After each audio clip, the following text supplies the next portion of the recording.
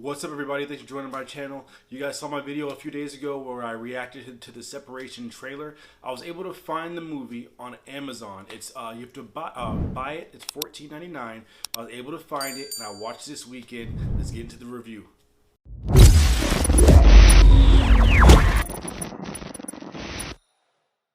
All right, so immediately in my previous video, I said it reminded me of Hereditary, and then I was way off with that. Okay, I texted my buddy and I was like, the movie's horrible. Okay, now that's what I said when I was about 3/4 of the way through it.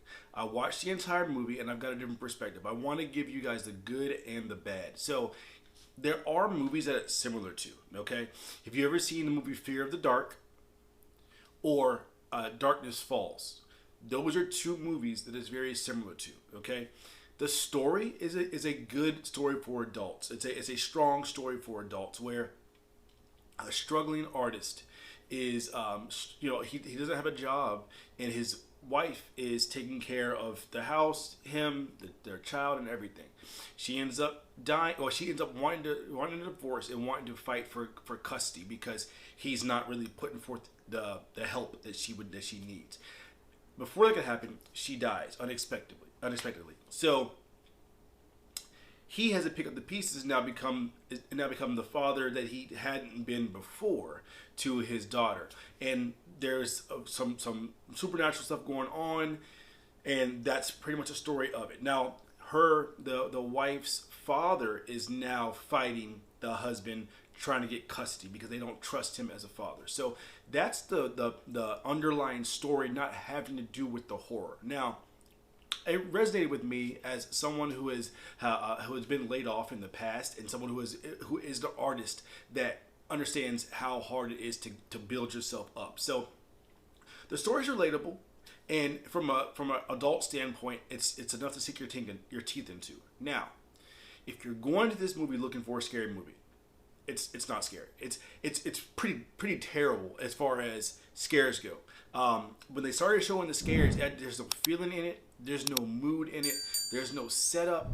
The scares are very, very bad. Now, I compared them to Darkness Falls and Fear of the Dark, not in saying that they also had bad scares, but in saying their scares are more geared towards children. I could see this movie scaring like 12 and below, or people that scare easy. That would be my thought process.